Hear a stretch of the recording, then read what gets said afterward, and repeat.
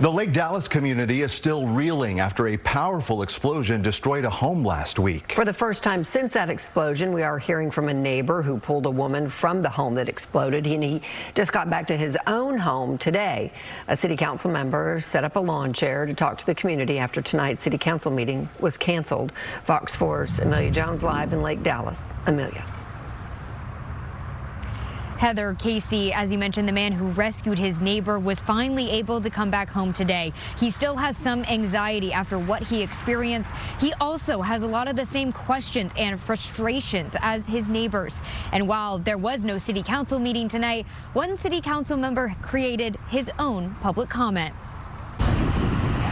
1 week ago on Mosley Lane in Lake Dallas. Just hear a boom, like feel it in your chest, you know, ears kind of ringing. Jacob Saul ran to his neighbor's house to find it leveled after an explosion. He heard his neighbor's cries for help coming from underneath pieces of the roof. I had her like on one knee, and then I just moved her over like 2 or 3 times to the opening of the roof. Saul rescued her minutes before the home burst into flames. She was flown by care flight to the hospital where she is still recovering. Saul and others were evacuated while Atmos Energy crews and first responders flooded the area. He went to stay with family in Fort Worth and struggled to get updates from city officials and Atmos Energy. The city told us to check with Atmos, and then Atmos refers us to like a single post on the website, and that's all anyone gets.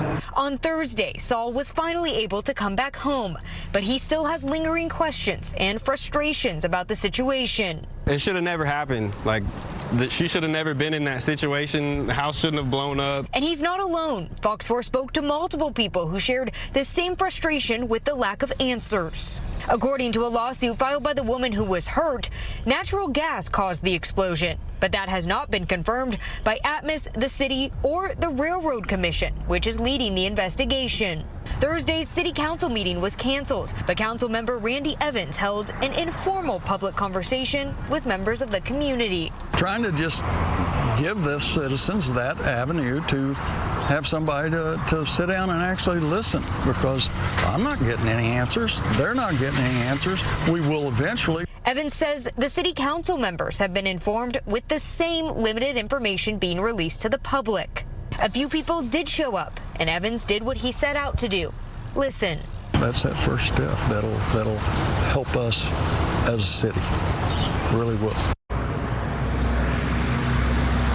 The city says one person is still displaced. There is a special city council meeting scheduled for April 1st at 6 p.m. Atmos Energy says all natural gas services have been restored to customers and safety surveys were conducted. Atmos is expected to speak at next week's meeting.